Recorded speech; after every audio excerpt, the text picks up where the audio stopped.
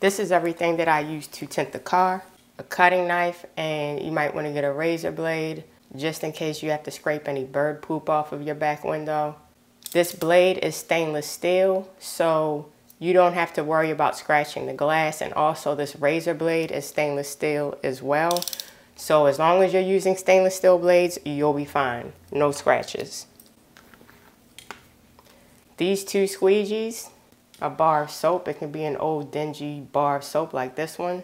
And of course you need a water bottle, and you put water and dishwashing liquid in the water bottle, about 2 tablespoons. Another 2 important tools that you'll need is the heat gun and the window film, of course. The first thing you want to do is clean the outside of the window and the inside of the window. You want to make sure you clean the outside of the window really good, because you do not want the tint to snag on anything when you're heating it out.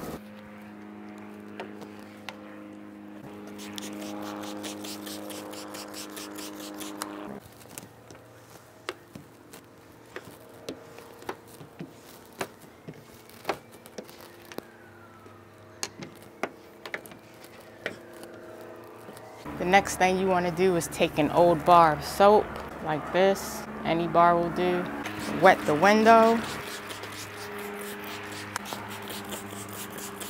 and take that lovely bar of soap and rub it all over the back window while it's still wet.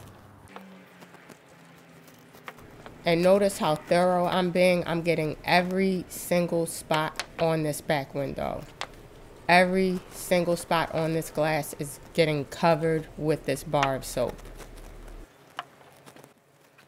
Now I'm just going to let that completely dry. If you want to speed the process up, you can use a heat gun to dry the back window, but I'm just going to let it air dry.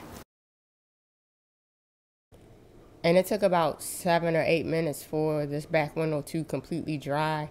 If you're doing it when it's hot outside, it'll dry even quicker. When the soapy water dries, it should look like this. It should dry to a haze. And now you're ready to heat your window film out. So I'm going to one-piece this back window, meaning I'm going to use 1 long piece of window film to tint it. It would be easier to use 2 pieces, but using 1 long piece is just cleaner. And I have a long enough roll to do it, so that's what I'm going to do. And once you have your tint laid out, make sure there's no gaps whatsoever. Take your knife and cut the film.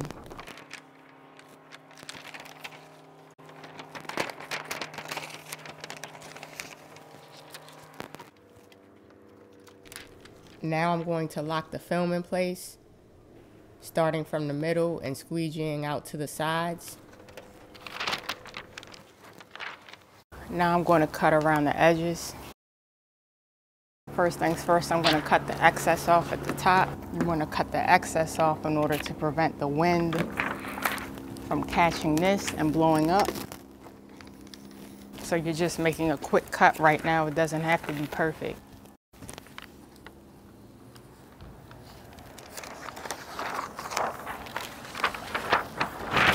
And I'm going to do the same thing on the side now too. Just cut this excess off. And at the bottom.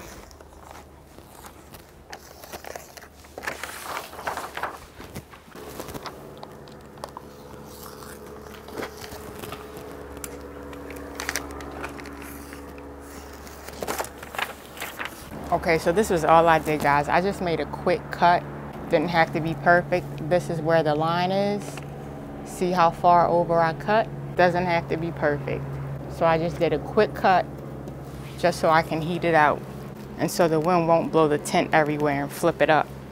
Okay, so now what I'm going to do is I'm going to split this in half and walk the fingers down to the bottom end and the top end. So see, there's a little finger right there.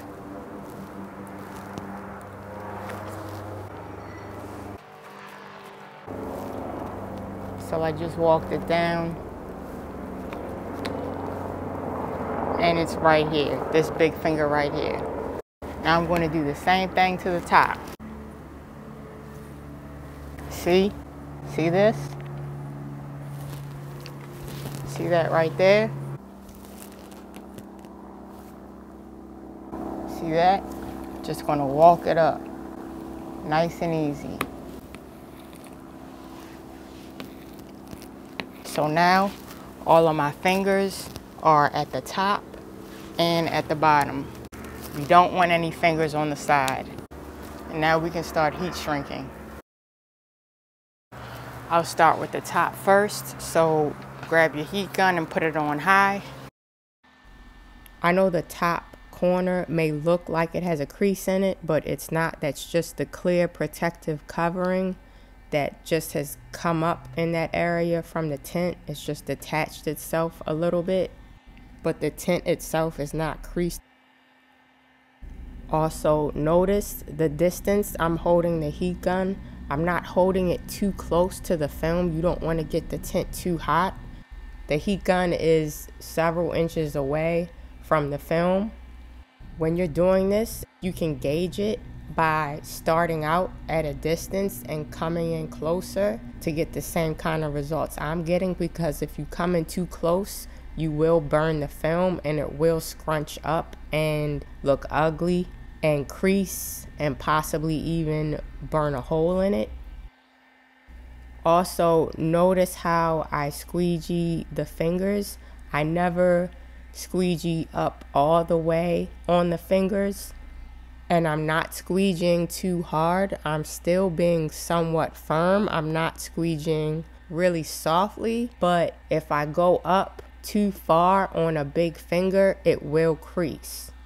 So just pay attention to the technique. Heat shrinking the back window is pretty much the most important part of this process, and it does take patience and a little bit of getting used to.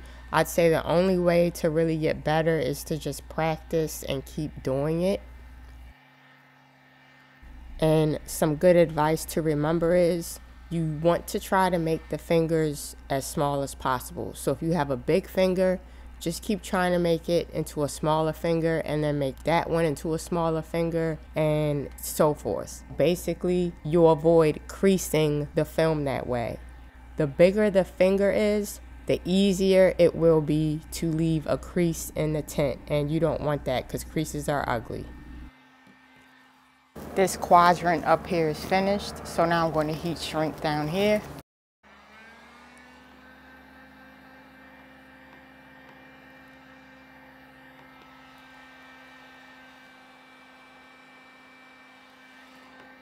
See how I separated that finger right here? I split it in half. That's all you want to do, is just basically keep making the fingers as small as possible. And you just repeat this throughout the entire window.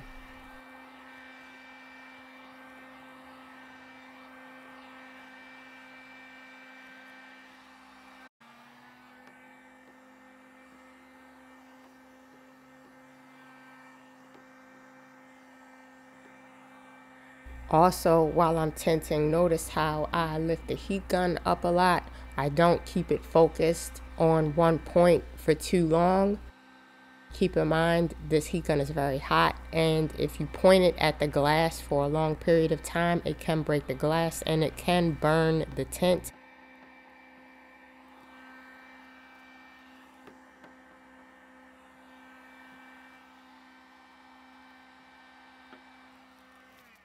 The main point of heat shrinking the back window is to make the film take the shape of the window you're tinting. If you didn't heat shrink the back window, once you put it inside, you would just have a whole bunch of bubbles and air pockets because the tint won't adhere to the window properly. That's basically all you're doing. You just want the tint to take the curvature of the window that you're tinting. That's pretty much what heat shrinking does. Yeah guys, so this is actually going to be a two-part video because it's just way too long to be a whole video, and I think most of you guys probably just want to see the heat shrinking part anyway. but I am going to make a second part to show you the actual process of me actually putting the film inside and putting it on the glass and trimming the tint.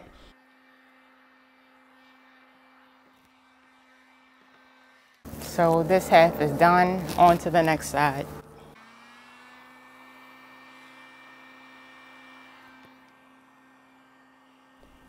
Also, let me know if you guys want to see a video of how to two-piece a back window.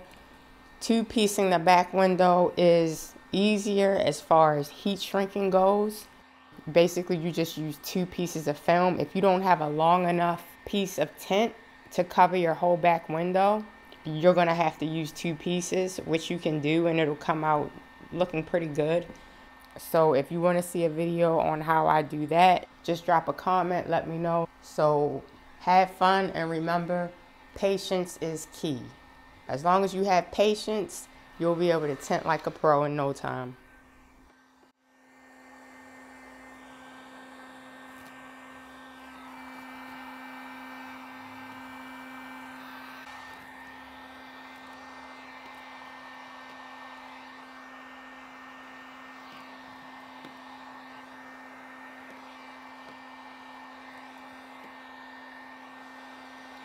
Just to let you guys know, there's multiple ways you can heat shrink a back window out.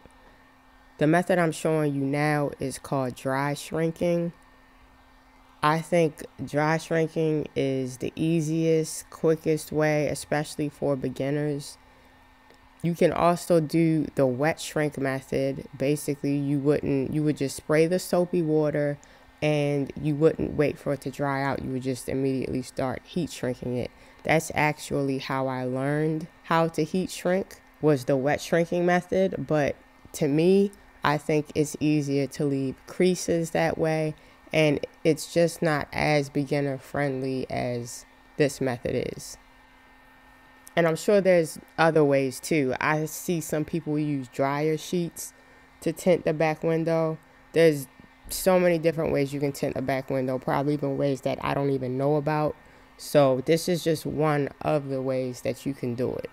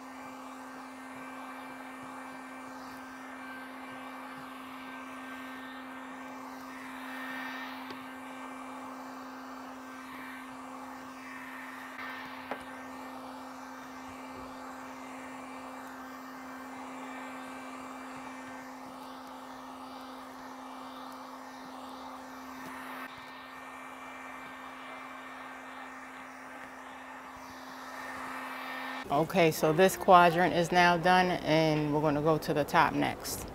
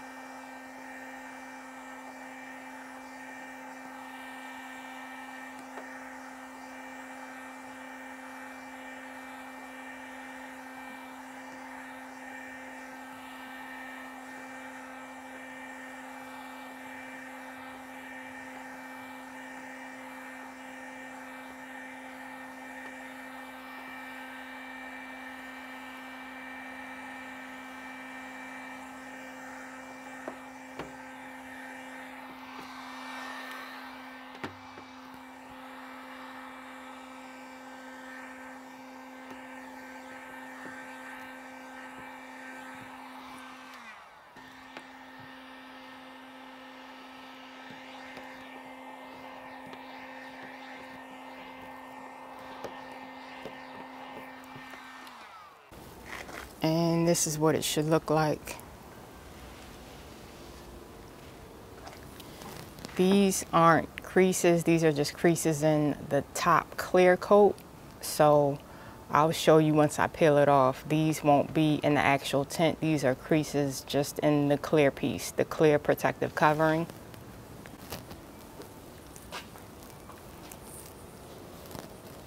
It should be laying pretty much flat.